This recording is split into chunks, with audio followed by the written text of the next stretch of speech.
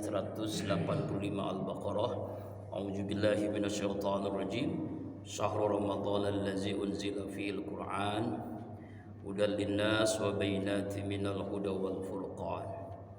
Bulan Ramadan adalah bulan diturunkan Al-Qur'an. Hudan linnas, petunjuk bagi manusia. Jadi bulan Ramadan ini istimewanya adalah diturunkan Al-Qur'an. Dan berbeda dengan kitab-kitab yang Allah turunkan kepada nabi-nabi sebelumnya. Nabi Musa misalnya Allah turunkan kitab Taurat. Itu bukan hudan linnas tapi hudan li Bani Israil. Nabi Isa juga begitu, bukan hudan linnas tapi hudan li Bani Israil, petunjuk bagi kaumnya saja. Tapi beda dengan Al-Qur'an, hudan linnas, petunjuk bagi seluruh umat manusia. Bukan hanya satu kaum, bukan satu negara, tapi seluruh manusia.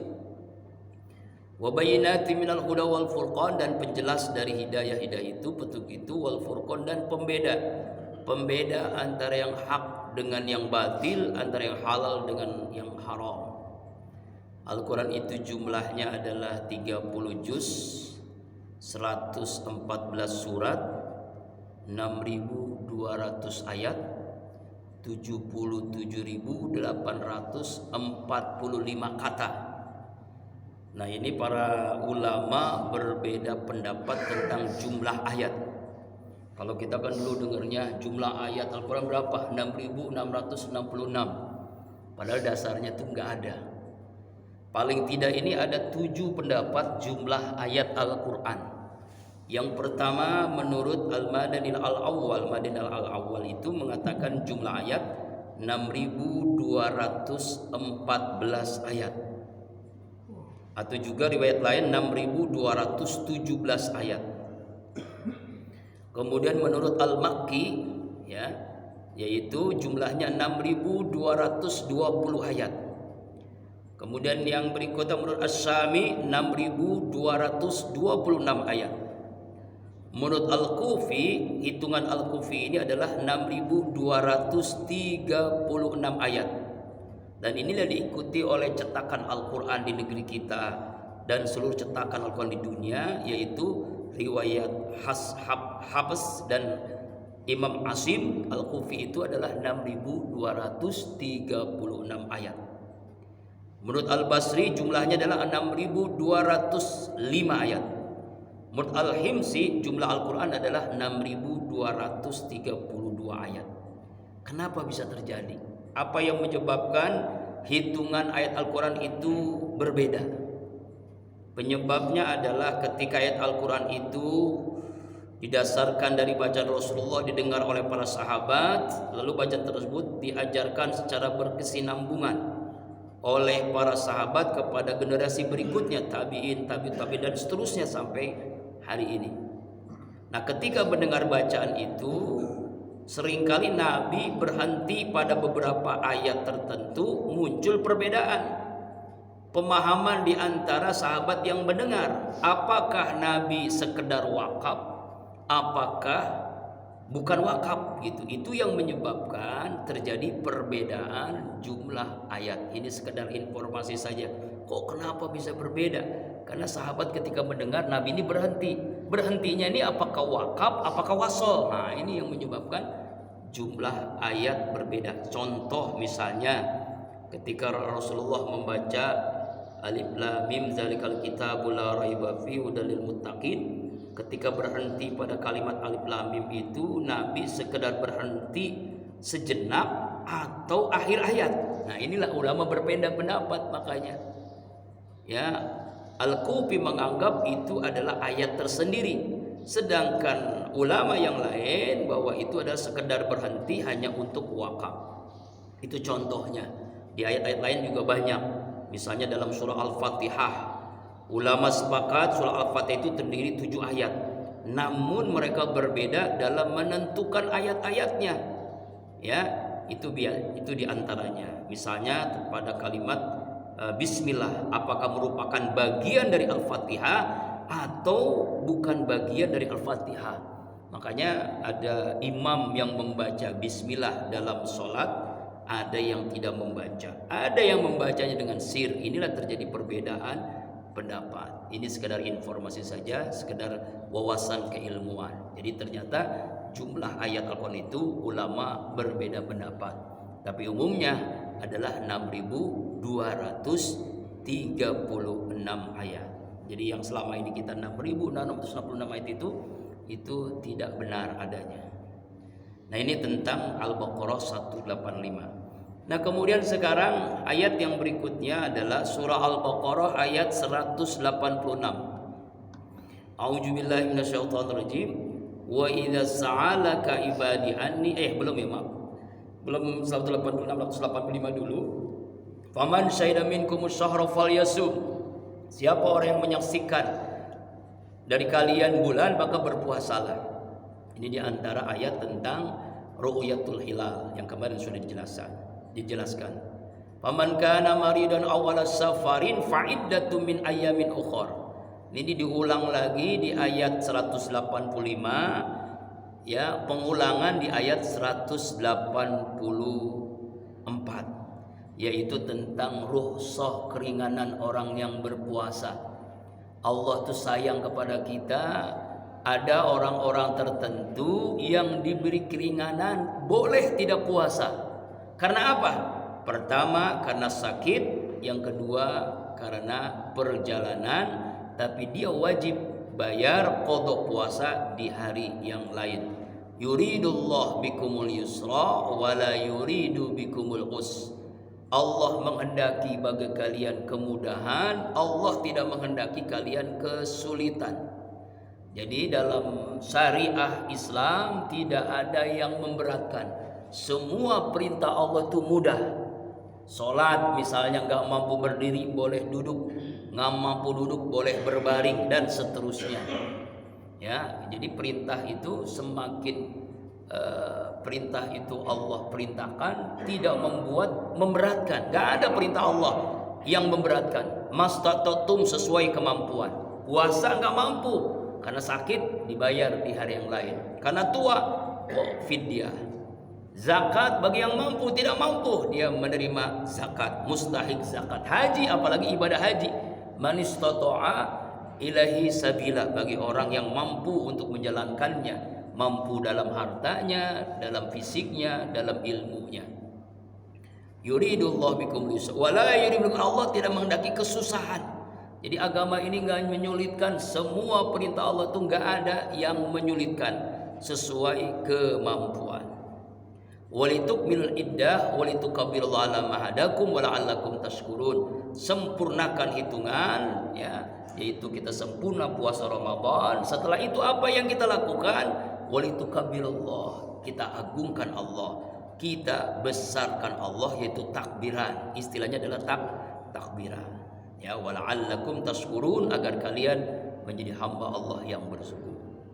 Kemudian 186 Allah berfirman, wa idza sa'alaka ibadi anni fa inni qarib ujibu da'wata da'i idza da'ani falyastajibuli wal yu'minu bi la'allahum yarshudun.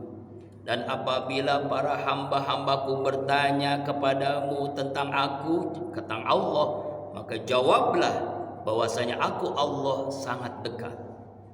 Aku kabulkan permohonan doa orang yang berdoa. Apabila dia berdoa kepadaku, maka hendaklah ia penuhi segala perintahku, beriman kepadaku, dan berada dalam kebenaran. Maka mereka adalah dalam kebenaran. Di ayat 186 ini Allah menyatakan urutan ayat puasa ini adalah kita berdoa kepada Allah. Indahnya Al-Quran, bayangkan tuh. Setelah Allah perintahkan puasa, setelah Allah memberikan rukhsah bagi orang yang berpuasa, setelah Allah berikan keistimewaan Ramadan dengan turunnya Al-Quran, makanya bulan Ramadan bulan baca Al-Quran. Ada yang hatam Quran 60 kali Imam Syafi'i. Kalau jamaah Masjid Nurul Falah udah berapa kali nih? Alhamdulillah saya sudah 11 kali hatam. Kok bisa Ustadz? Bisa. Yaitu kita punya grup WA, setiap hari menghatamkan Al-Quran.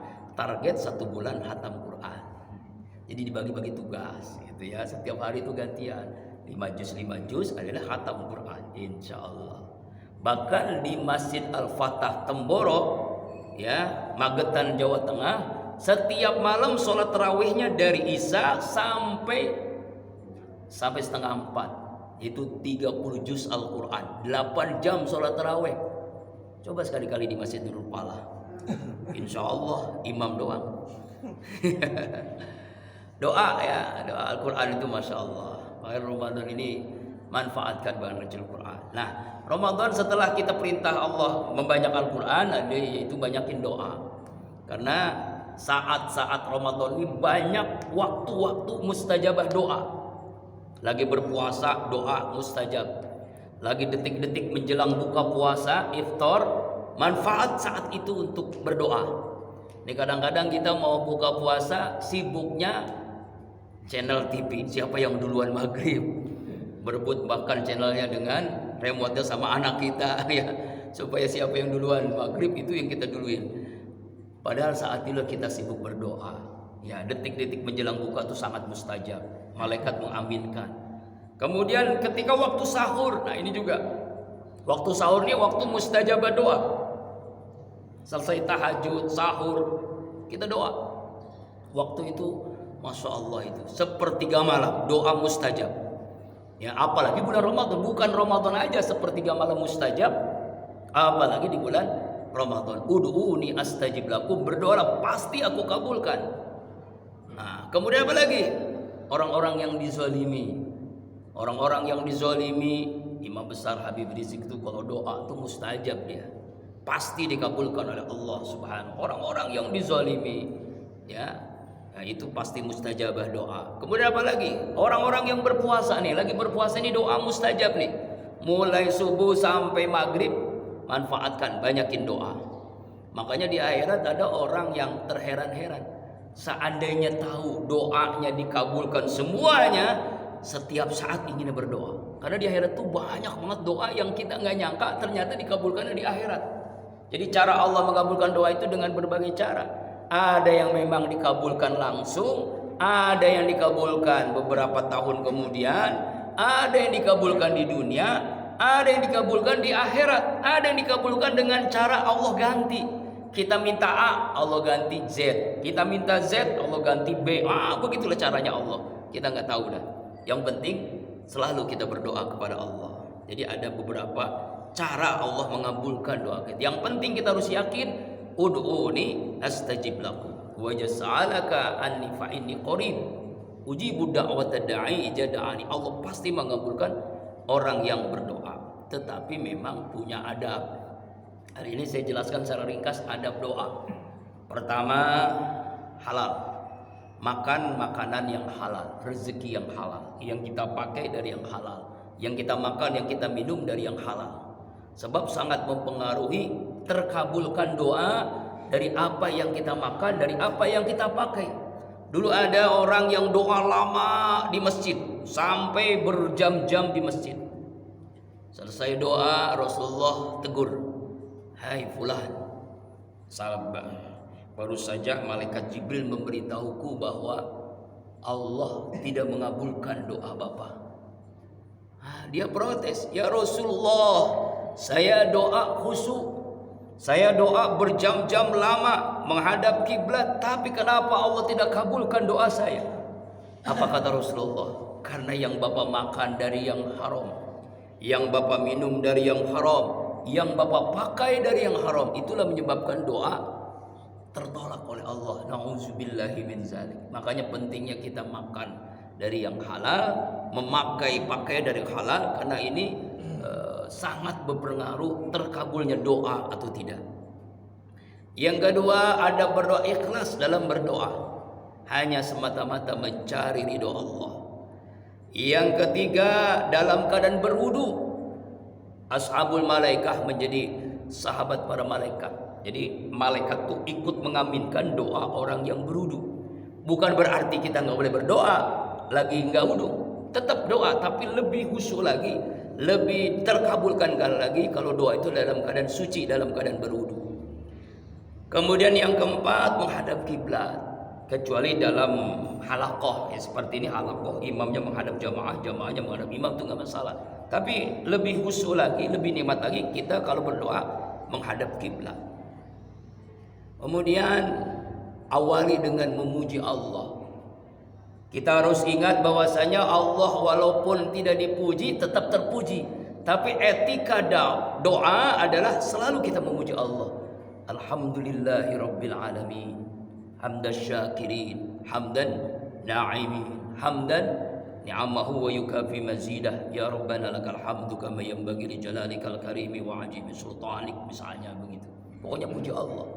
Apalagi dengan mengawali Asmaul Husna dalam doa. Waduh, mustajabah tuh. Ya kan?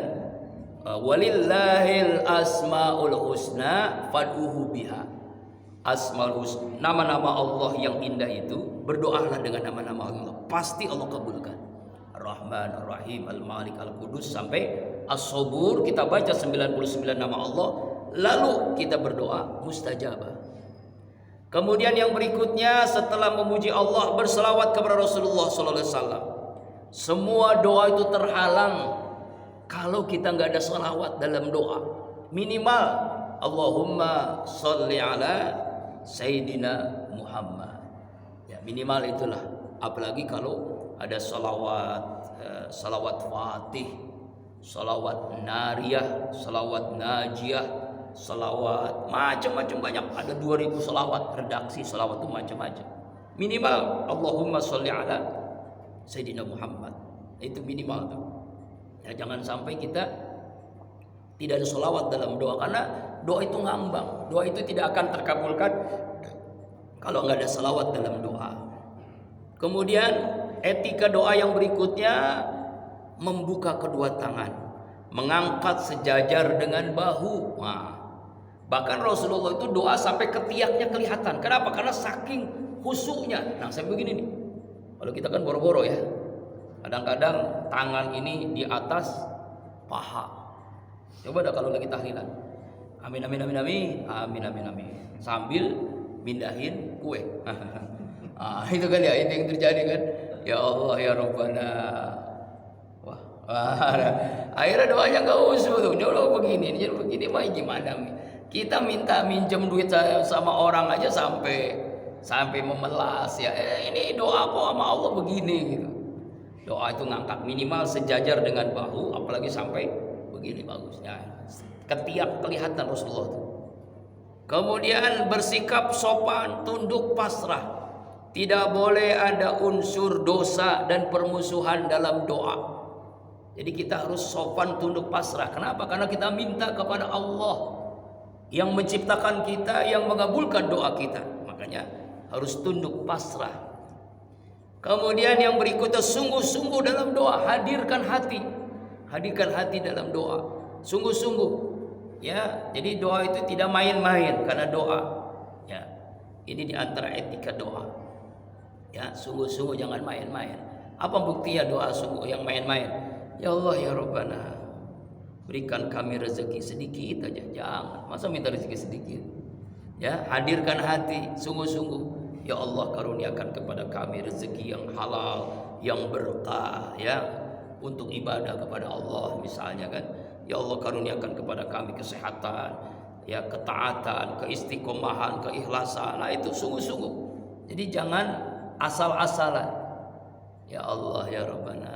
Ini jangan sampai doa nggak ada adab. Lalu apa yang menyebabkan doa tidak terkabulkan? Ini ketika Syekh Ibrahim bin Adham ditanya oleh jamaahnya, oleh umatnya, oleh santrinya, "Hai Syekh, saya setiap hari doa, tapi kok sampai hari ini doa saya nggak dikabulkan. Bagaimana caranya supaya doa terkabulkan?" Apalagi di bulan Ramadan. Allah mengatakan Al-Baqarah 186 tadi, "Kenapa doa saya nggak dikabulkan ya Syekh?" Lalu Syekh Ibrahim tersenyum lalu menjawab, ada 10 penyebab doa tidak dikabulkan. Pertama, engkau mengenal Allah tapi tidak menunaikan haknya untuk menyembah Allah. Ya, kita tahu, semua kita tahu, Tuhan kamu siapa? Allah. Tuhan kamu siapa? Allah. Yang menciptakan kamu Allah. Tapi kamu tidak mau menyembah kepadanya. Makanya surah Al-Fatihah sangat jelas, iyyaka na'budu wa iyyaka nasta'in. Hanya kepadamu ya Allah kami menyembah, hanya kepadamu ya Allah kami mohon pertolongan. Penuhi haknya. Apa haknya Allah? Taat kepada Allah, menjalankan perintahnya, menjauhi larangannya. Penyebab doa tidak dikabulkan, engkau baca Al-Quran tapi tidak mengamalkan isinya. Nah ini nih, qara'tumul Quran walam ta'maluna bih. Engkau baca Quran tapi engkau nggak amalkan isinya. Baca ayat ahallallahul bai'a wa harramar riba. Allah halalkan jual beli, Allah haramkan riba, tapi renten dimakan terus. Ya kan? Dia baca ayat misalnya ya, apa gitu ya, makan makanan yang halal, jangan makanan yang haram, tapi yang haram dimakan juga. Dia baca ayat wa'tasim bihablillahi jami'an wa la tafarraqu, berpegang teguhlah dalam agama Allah, jangan bercerai-berai, tapi kalian saling menyalahkan. Bid'ah, kafir, syirik, ini bid'ah, tahlilan bid'ah, maulid bid'ah. Ya Allah, semuanya bid'ah. Jadi yang paling benar dia sendiri. Ya Allah, nauzubillahi min dzalik. Nah ini penyebab doa tidak dikabulkan. Baca Quran tapi tidak diamalkan isinya. Penyebab yang ketiga, singkat saja ya supaya pas ini, karena udah mulai 3 watt ya. Engkau mengaku memusuhi iblis tapi mengikuti ya apa arahannya iblis. Kita tahu musuh kita setan, musuh kita iblis, tapi ternyata arahan setan ya apa istilahnya, tipu daya setan, kita mengikutinya. Kita tahu iblis itu musuh kita, setan itu musuh kita, tapi senangnya kita deketin iblis. Nauzubillahi min dzalik. Ini penyebab doa nggak dikabulkan. Ya Allah Akbar. Kemudian penyebab yang keempat, engkau mengaku cinta Nabi tapi meninggalkan sunnah Nabi. Cinta nggak sama Nabi? Cinta. Tahajud nggak? Enggak. Ya. Cinta Nabi, cinta. Berjamaah nggak? Enggak. Cinta nggak Nabi? Cinta. Taraweh nggak? Enggak. Waduh, ini berarti ngaku cinta tapi tidak mengamalkan sunnahnya. Doa nggak dikabulkan. Kemudian penyebab yang kelima, engkau ingin masuk surga tapi tidak pernah melakukan perbuatan yang membawa ke surga. Semua kita, jangankan kita yang sholat, yang ibadah, orang yang maksiat, preman sekalipun gak ditanya mau masuk surga, mau, tapi gak mau mengamalkan amalan perbuatan ke surga. Ya Allah, Allah Akbar, walillahilhamd. Itu ya penyebab yang kelima. Yang keenam, doa, penyebab doa gak dikabulkan adalah engkau gak mau masuk neraka, tapi ternyata perbuatan itu mengarah ke neraka. Semua orang gak mau pasti masuk neraka, semua orang pasti menghindar masuk neraka, tapi ternyata amalannya yang mengarah ke neraka. Kemudian yang berikutnya, yang ketujuh, engkau mengakui bahwanya al-maut itu hak, mati itu benar, tapi tidak pernah bersiap untuk menghadapi kematian. Apalagi kita sering takziah, belum lama almarhum Pak Bonin ya kan di sini, kemudian juga di sana di Durian Mekar, empok saya meninggal dunia, Bu Halimah. Nah, itu tuh kita sering takziah, sering datang ke orang meninggal, orang kematian, tapi tidak pernah bersiap menghadapi kematian. Allahu Akbar. Kemudian yang berikutnya, yang ke-8, penyebab doa tidak dikabulkan, engkau asik dengan aib orang lain tapi lupa dengan aib diri sendiri. Asik gitu, buka aib orang lain, ghibah, fitnah, hasud, iri hati, dengki, tapi lupa dengan aib diri sendiri yang begitu banyaknya. Itu yang menyebabkan doa dengan dikabulkan oleh Allah. Yang ke-9, engkau memakan rezeki Allah tapi tidak pernah bersyukur atas rezeki yang Allah beri. Ya, Allah kasih rezeki kita dan tidak terhitung rezeki Allah. Rezeki mata bisa melihat, telinga bisa mendengar, mulut bisa berbicara, rezeki tangan, jantung, ginjal, paru-paru, kaki, masya Allah, tapi tidak pernah bersyukur. Ini yang ke-9. Yang terakhir, yang ke-10, penyebab doa tidak dikabulkan oleh Allah, engkau sering mengantar jenazah ke kuburan, takziah, mengantar orang almarhum ke kuburan, bahkan ikut menguburkan, tapi tidak pernah menyadari bahwa kita akan mengalami itu. Kita akan mengalami sakaratul maut, dimandikan, dikafani, disolatkan, dikuburkan sampai masuk galian 2 meter. Semua kita pasti mengalaminya. Itulah yang menyebabkan doa tidak terkabulkan. Mudah-mudahan semua kita dapat terjauhi dari hal-hal yang menyebabkan doa tidak terkabul. Yang terakhir, di bulan Ramadan ini manfaatkan doa, apalagi ya seluruh waktu 24 jam selama Ramadan itu mustajabah doa. Di ujungnya adalah ketika di akhir-akhir Ramadan, yaitu adanya Lailatul Qadar. Karena itu manfaatkan di ayat 186 ini, urutan atau rangkaian ayat-ayat puasa ternyata memerintahkan untuk memperbanyak doa kepada Allah Subhanahu wa taala. Insyaallah Rabu depan ayat 187 surah Al-Baqarah, insyaallah. Mudah-mudahan doa-doa kita dikabulkan oleh Allah Subhanahu wa taala, dan di ujung Ramadan kita bisa meraih Lailatul Qadar bi barakati wa karamati wal mu'jizati. Suratul Fatihah. A'udzu billahi